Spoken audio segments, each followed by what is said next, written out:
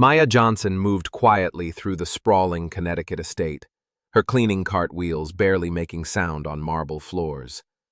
At 28, she'd worked for the Whitmore family for 2 years, caring for their home and 6-month-old daughter, Grace. Billionaire investment banker Richard Whitmore worked late in his study while his wife Catherine attended a Manhattan fundraiser. Maya had just put baby Grace down in the nursery upstairs. The monitor clipped to her uniform as she worked below. Maya hummed an old gospel hymn while dusting the grand piano. To the Whitmores, she was invisible, necessary but forgettable. But this job meant stability. After growing up in Detroit with her single mother working 3 jobs, Maya's steady income helped her sister's college tuition. In her small Bridgeport apartment, she poured her heart into her diary, the only place she could be honest about her life and the complicated feelings of caring for a family that would never truly see her. She glanced at the family portrait above the fireplace. Richard with his aristocratic features, Catherine with her society smile, and baby Grace between them. Old money, old Connecticut traditions. Maya checked the monitor. Grace slept peacefully. Just another quiet Thursday evening. Maya had no idea everything would shatter in minutes, that tonight would demand everything she had and change multiple lives forever. Maya was organizing silver when she smelled smoke, sharp, chemical, wrong. Her heart seized. She grabbed the baby monitor, hearing only silence, but the smell intensified. Racing to the hallway, she looked up the staircase. Gray smoke poured from beneath the nursery door. Jesus, no! Maya hit the fire alarm, sirens flooding the mansion, then ran for the stairs. Behind her, Richard burst from his study. What's happening? Fire in Grace's room! Call 911! Maya shouted, taking stairs 2 at a time. The second-floor hallway filled with black, toxic smoke. Heat radiated from the nursery door. Maya grabbed a velvet curtain, wrapped her hand, and twisted the scorching doorknob. The door flew open, and flames exploded outward. The nursery was an inferno, walls burning, drapes consumed. Through choking smoke, Maya spotted Grace's crib across the room, surrounded by expanding fire. The baby's terrified screams pierced through everything. Every instinct screamed retreat, wait for professionals. The ceiling beams groaned. But looking at helpless Grace, Maya didn't pause. She dropped to her knees where breathable air existed and crawled into hell. Heat seared her skin. Smoke clawed her throat. Behind her, Richard's voice, "Maya, wait! Fire department is coming!" But she was already inside, crawling toward Grace, toward the only thing that mattered. Maya crawled across the burning floor, vision blurred, lungs burning. The Persian rug beneath her smoldered. A bookshelf crashed 3 feet away, showering sparks. She kept moving, had to reach Grace. The heat was overwhelming. Her uniform began smoking. Grace's crib seemed impossibly far. Finally, Maya's hands touched the wooden leg. She pulled herself up, gasping. Grace screamed, tiny face red and terrified, arms reaching upward. "I've got you, baby," Maya choked out. She grabbed the infant, pressing Grace against her chest, using her body as shield. The ceiling groaned ominously. Seconds left. Maya wrapped her arms around Grace completely, tucking the baby's head under her chin, but her path was blocked by burning debris. Panic threatened. Then she spotted the window. Maya stumbled toward it, keeping herself between Grace and flames. The window had burning drapes. Using her elbow, Maya smashed the glass. Cold air rushed in, feeding the fire. She looked down. 2nd story, 15 feet to lawn. Richard stood below, face pale. "Throw her! I'll catch her!" Maya's arms tightened instinctively. Every maternal instinct rebelled, but the ceiling was collapsing. "Please catch her," Maya prayed, carefully dropping Grace through the window into Richard's waiting arms. Then the burning beam fell, and everything went black. Maya woke to hospital disinfectant and steady monitor beeps. Her body felt like fire. Through cracked lips, "Grace?" A nurse's kind face appeared. "The baby's fine, honey. Not a scratch. You saved her life." Maya closed her eyes, tears leaking out. Thank God. You've got second-degree burns on your arms and back, smoke inhalation, a concussion, and 3 cracked ribs. You'll hurt a while, but you'll heal. Over 3 days, Maya drifted in and out, pain medication keeping the worst at bay. Other staff brought flowers. Her sister arrived, crying. But the Whitmores didn't come. Maya told herself they were busy.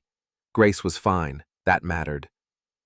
On day 4, Maya overheard nurses talking. The Whitmores are saying it was the maid's candle that started the fire. Insurance investigators found evidence of a candle in the nursery.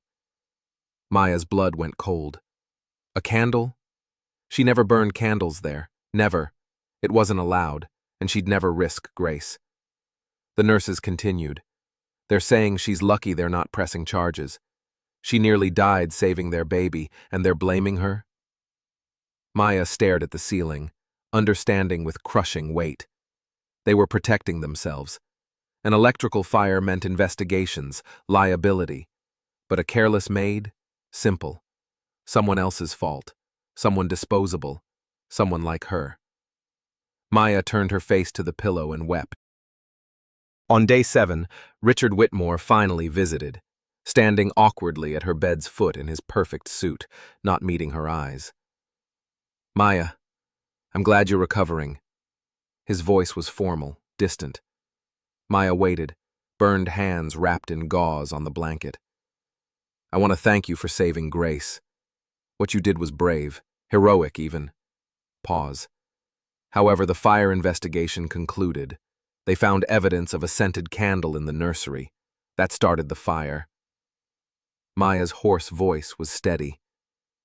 Mr. Whitmore, I never had a candle in Grace's room. Never. Your wife has a strict no-candle policy. I wouldn't. Richard's expression hardened. The evidence is quite clear. Our investigator was thorough. Given the circumstances, we can't continue your employment. Maya felt punched. You're firing me? After I saved your daughter's life, I didn't start that fire. We're offering 6-month severance. Enough for medical bills and to get settled elsewhere. We'll provide a neutral reference, but you must sign a non-disclosure agreement. No press, no social media about the family or incident. He placed an envelope on her table. This is more than fair. Take it. Maya looked at the envelope, then Richard. She saw the fear beneath his composure, afraid of liability, bad publicity, optics of a black worker nearly dying in their home. Easier to blame her, pay her off, make her disappear. I need to think about it. Richard's jaw tightened. You have until tomorrow. After that, 2 months. He left. Maya stared at the envelope. Maya was discharged day 10, still in pain but mobile. Her sister Jasmine picked her up in Maya's old Honda. You're staying with me, Jasmine announced. Mom's furious about the Whitmores. She wanted to fly out, but you need rest. Maya leaned against the window, watching expensive Connecticut neighborhoods blur past. Everything hurt. Burns, ribs, lungs. But betrayal hurt most. Jasmine's Yale apartment was cramped but warm. Unable to sleep that night, Maya opened her phone. 17 missed calls from unknown numbers, probably reporters, texts from outraged staff, 3 emails from Richard's attorney insisting she sign the NDA. Maya Googled her name. Headlines made her sick. Heroic maid saves baby, but also, investigation points to maid's candle, and Whitmore family statement on tragic accident. The statement painted her as dedicated but careless, whose negligence caused the fire, though they magnanimously acknowledged her bravery. Comments sections split, some praising her, others calling her reckless. Maya closed the laptop, hands shaking. She thought about her diary, still in her apartment. 2 years of entries, observations about working for wealthy white families, feelings of invisibility, moments with Grace, complicated emotions about inequality she witnessed. That diary was her truth, her testimony, her voice. Maya decided. She wouldn't sign the NDA, wouldn't take hush money. She'd tell the truth, even if no one believed her. 3 days later, Maya called a civil rights attorney whose office was above a New Haven bodega. Jamal Richardson listened to her story, taking notes. "Do you have proof? Anything documented showing you didn't start the fire?" Maya shook her head. "Just my word, and my spotless employment record. That's it." Jamal nodded slowly. "Your word might be enough, especially if we establish a pattern." Over the next week, Maya reached out to former Whitmore staff. She learned sickening things. 2 years ago, a gardener was accused of stealing Catherine's jewelry, later found in their daughter's room, but the gardener had been deported. A previous nanny was accused of child neglect when Grace fell learning to walk. Security footage later proved the fall was accidental. The Whitmores had a pattern of using staff as scapegoats. Meanwhile, Maya obtained the fire investigator's report through Jamal. Reading it made her shake with anger. The investigator found a melted candle holder, but the location didn't make sense. Fire started near an electrical outlet behind the antique dresser, nowhere near where a candle would be placed. The notes showed the investigator questioned this, but the insurance company pressured quick closure. That night, Maya opened her diary and began writing.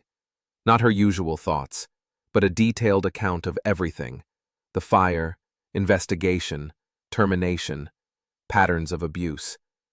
She wrote about being a black woman in wealthy white spaces, seen but not valued. She wrote for hours, burned hands aching, documenting everything. Then she called Jamal. "I want to go public. Not for money, for truth." 2 weeks post-fire, Maya returned to her Bridgeport apartment. The landlord was patient, but she needed her things. Jasmine came with her. The moment Maya opened the door, she knew something was wrong. Not ransacked, but disturbed.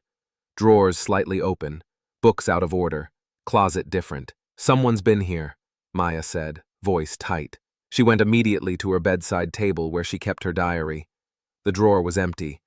Maya's heart stopped. No, no, no, no. She tore through the apartment, searching everywhere. The diary was gone.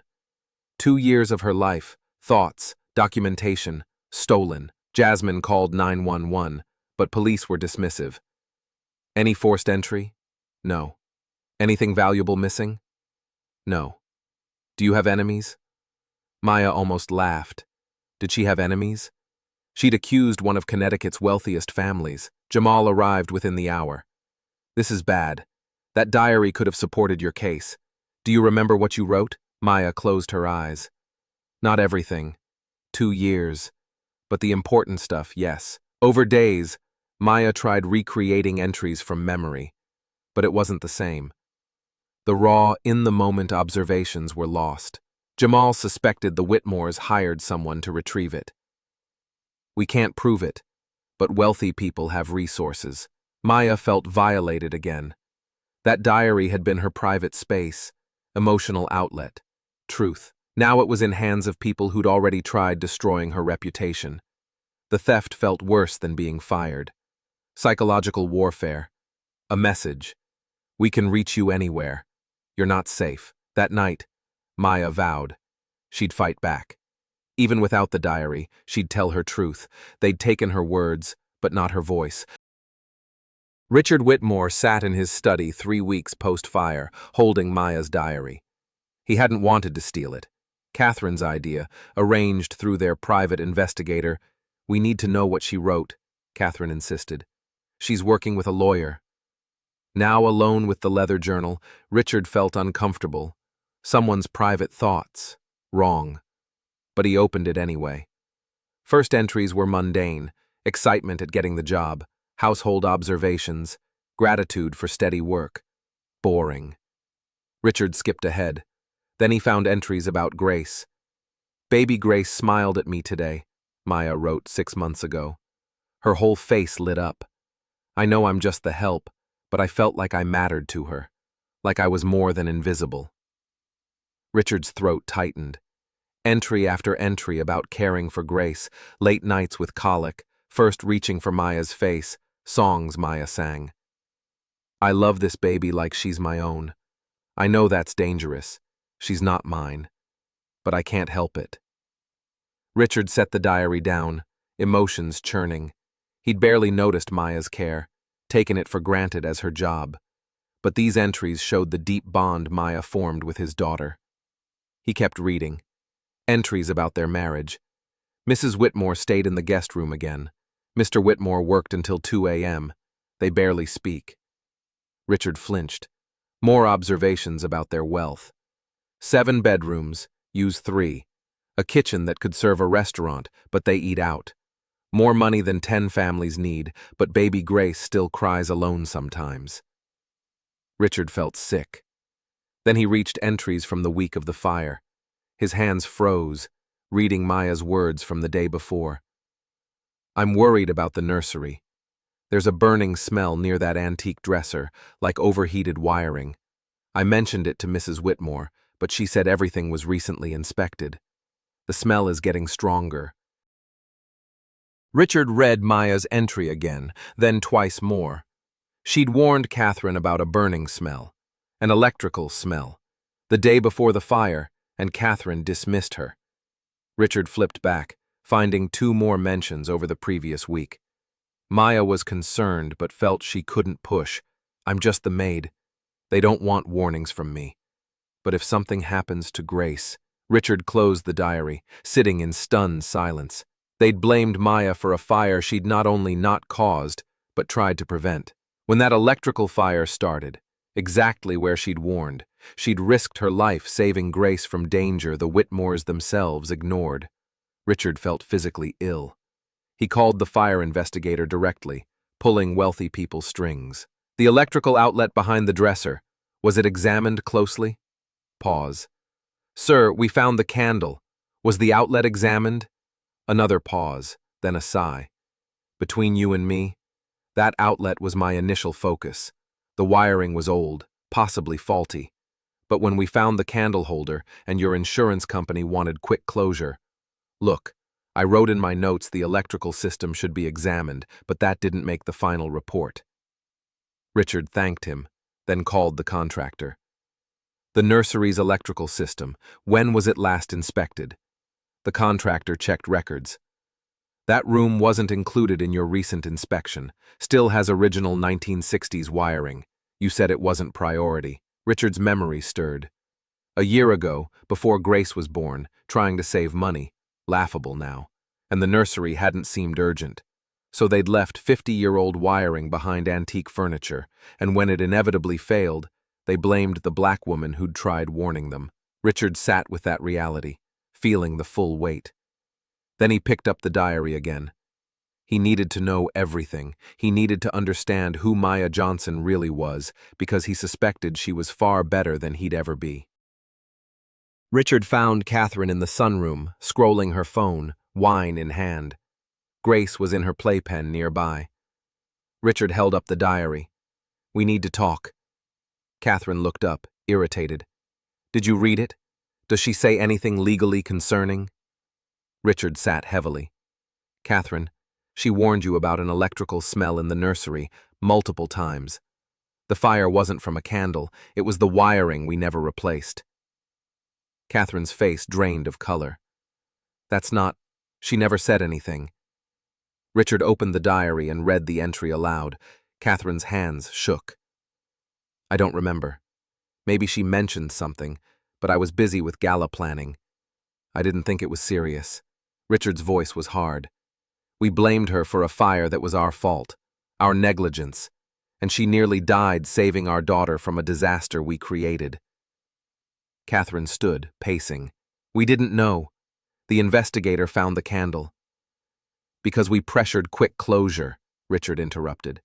Because blaming the maid was convenient. Heavy silence. Grace's babbling a strange counterpoint. Finally, Catherine spoke, voice small. What do we do? Richard looked at his wife, really looked, and realized he barely knew her anymore. Their marriage had become a social arrangement. We make it right. We tell the truth. We clear Maya's name. Catherine's eyes widened. Do you know what that will do to us? The social fallout? The liability? I don't care, Richard said, meaning it. We destroyed an innocent woman's life. She saved our daughter, and we thanked her by firing her and ruining her reputation. I'm going to find Maya Johnson and apologize. I'm going to make sure she gets recognition she deserves. And I'm making sure the truth comes out, whatever it costs. Catherine stared like he was a stranger. Richard, think about our position. Our position?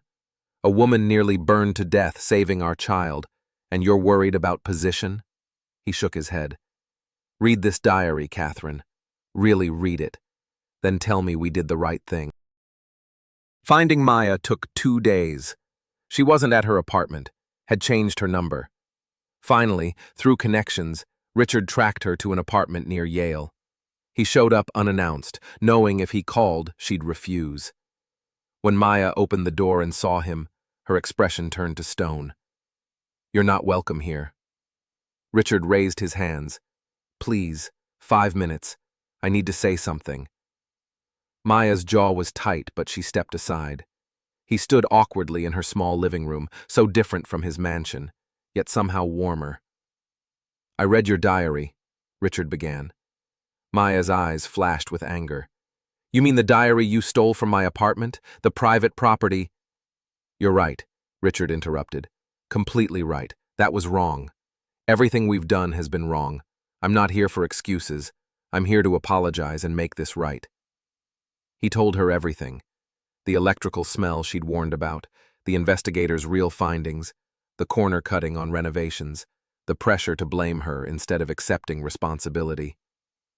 Maya listened, arms crossed, face unreadable. When he finished, silence. So you're sorry, she finally said. Sorry you and your wife were negligent. Sorry that when your negligence nearly killed your daughter, you blamed me. Sorry you fired me, destroyed my reputation, violated my privacy. And now you come expecting what? Forgiveness? Richard shook his head. No, I don't expect forgiveness. I don't deserve it. I came to tell the truth and ask what I can do to make this right. Money? A public statement? Whatever you need. What I need, Maya said, voice shaking with controlled anger, is my reputation back. The truth told publicly. For every other domestic worker blamed for their employer's mistakes to see that sometimes justice happens. She stepped closer. But most of all, I need you to understand I'm not just the help. I'm a person. I have feelings, dreams, family. I loved your daughter. I nearly died for her, and you discarded me like trash when convenient. Richard felt tears prick his eyes. You're right, about all of it. Tell me how to fix this.